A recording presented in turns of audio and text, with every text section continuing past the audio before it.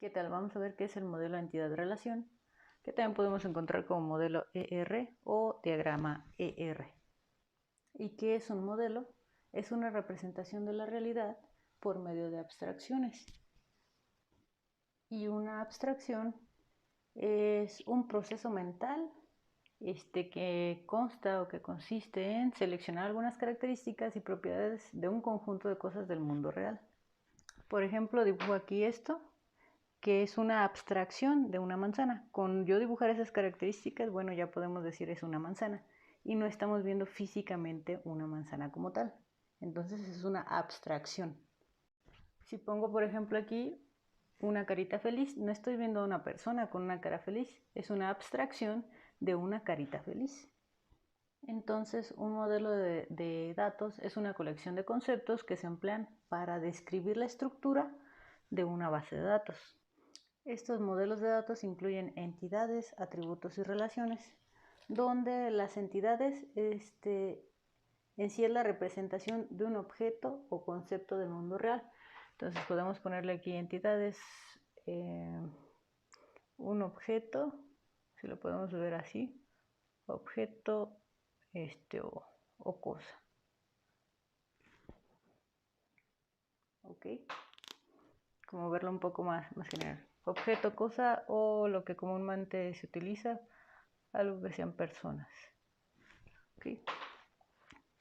Los atributos vienen siendo las características que posee una entidad.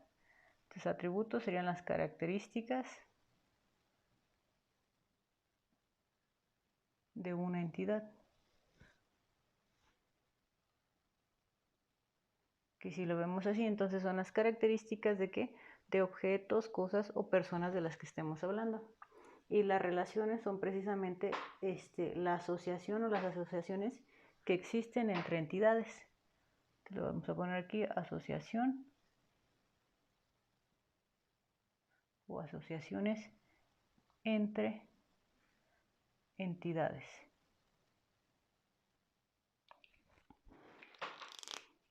Y de forma general, la representación de ellos, por ejemplo, de las entidades, se representan con un rectangulito, los atributos con un óvalo y las relaciones con un rombo.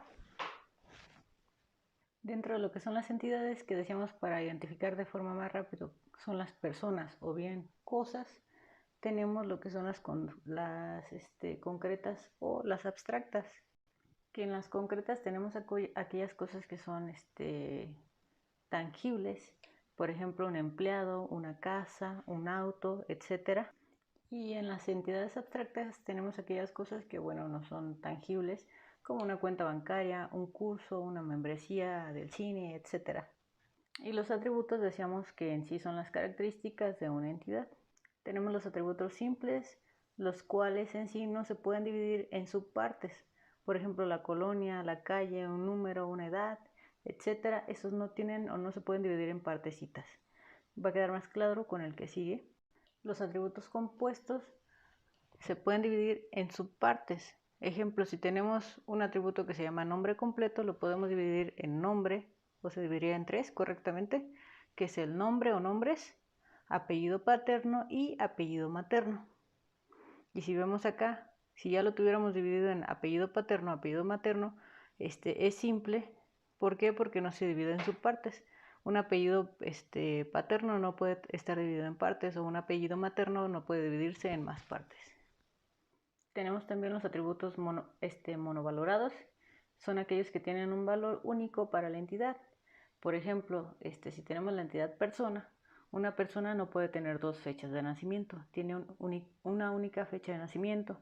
O bien no tienen dos CURPs. Las personas no tenemos dos CURPs, tenemos un único CURP.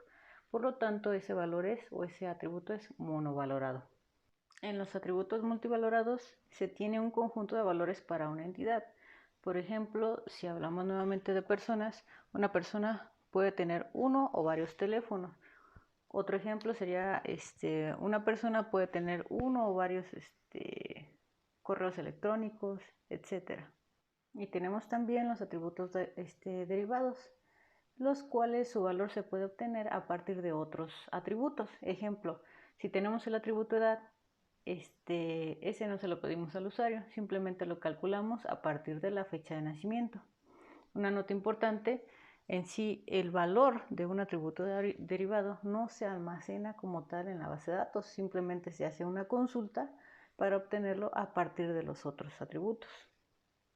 Entonces, dentro de la simbología, para las entidades, le voy a poner aquí una E. Para las entidades tenemos estas. Esta simboliza una entidad fuerte o una entidad pues común, y esta que lleva a doble rectángulo es una entidad débil, la cual, bueno, ya lo vamos a ver en su momento. La entidad débil se pone cuando carece de una llave primaria. Si no tiene llave primaria, entonces se convierte en una entidad débil, que después será absorbida por una relación. Las relaciones se representan con un rombito. Aquí está una relación. Y en los atributos tenemos el óvalo, que representa, bueno, decíamos un atributo. Tenemos un óvalo, pero cuando le ponemos el atributo y lo subrayamos, significa que tenemos una llave primaria. No va a acabar, llave primaria. O también clave primaria. ¿Es llave o clave primaria? Además tenemos los que llevan doble óvalo, que son los atributos multivalorados.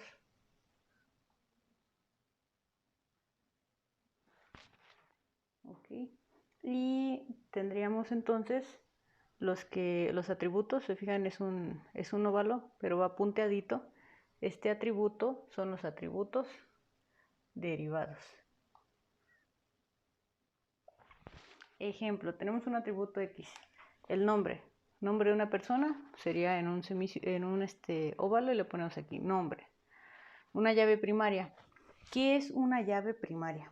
Una llave primaria es algo que identifica de forma única e irrepetible alguna cosa o persona. Ejemplo, si hablamos de autos, ¿cuál sería la llave primaria de autos o de un auto? Es aquello que identifica de forma única e irrepetible a un auto. ¿Cómo puedo yo diferenciar a un auto específicamente de todos los demás autos? Una pudiera ser por la matrícula, que es el número de placa, o bien que trae el motor, el número de serie. Sería una forma de identificar de forma única e irrepetible a un auto. Si hablamos de personas, ¿cómo puedo identificar a una persona de forma única e irrepetible? Con su CURP. El CURP es único e irrepetible para cada persona. Si estamos hablando de empleados, ¿cómo puedo identificar de forma única a cada empleado?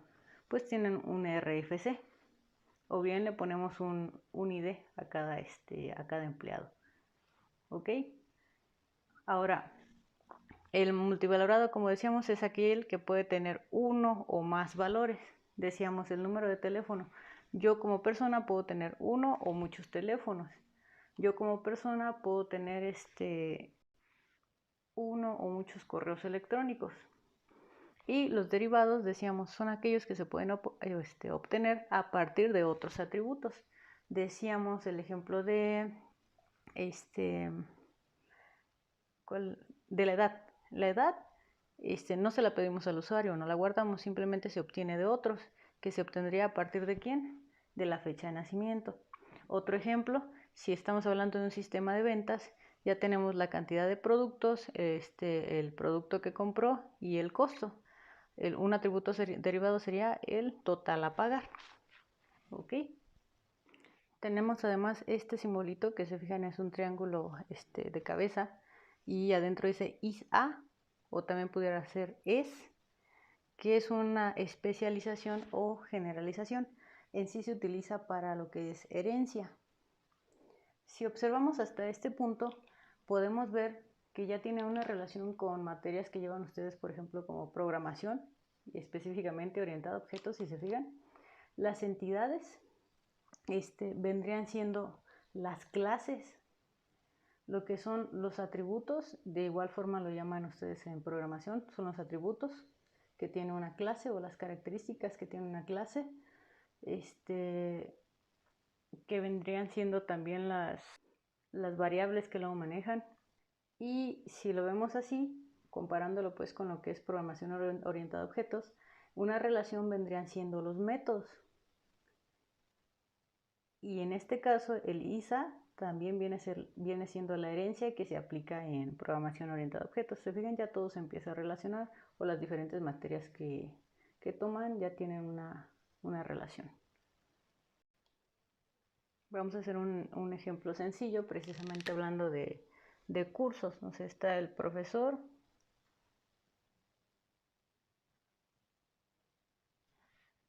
Tenemos un profesor que imparte un curso a alumnos, ¿no? Es el profesor. Un profesor, si se fijan, es una entidad o... Vamos a verlo aquí. Entidad, relación. Las entidades habíamos dicho que eran personas o cosas. Entonces un profesor es una entidad o una cosa. Otra forma en la que los podemos identificar. Las relaciones vienen siendo verbos o acciones. Ok. Entonces tenemos un profesor. Un profesor es una entidad que viene siendo una persona o una cosa. Entonces lo ponemos con un rectangulito. Ahora dijimos, el profesor imparte un curso. El impartir, lo vamos a poner aquí.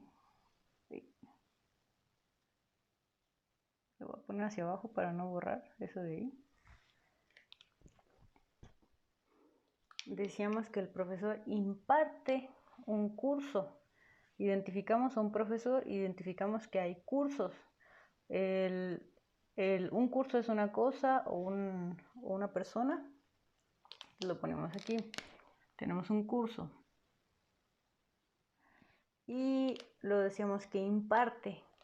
Entonces viene siendo un verbo o una acción, el impartir. El profesor imparte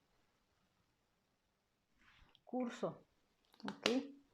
Ahora, ¿qué características tiene el profesor? Pues un profesor puede tener un RFC, porque si es un empleado tiene un RFC.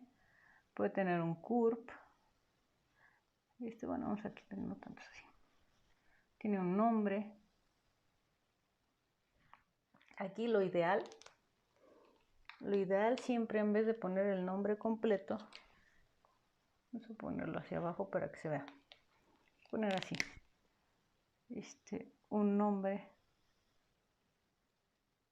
Pero en vez de poner el nombre completo, lo ideal es dividirlo en nombre o nombres. Aquí era nombre completo. Que se divida mejor en nombre, apellido paterno y apellido materno. Lo ideal siempre es dividirlo en estas tres partes. Ya después, bueno, veremos por qué no. La experiencia es para consultas y demás, siempre será mejor tenerlos divididos. Entonces el profesor, ¿qué más puede tener? Una fecha de nacimiento. Ya. El profesor imparte un curso. ¿Qué características debe tener un curso? Pues un ID o un número de curso. Un nombre del curso.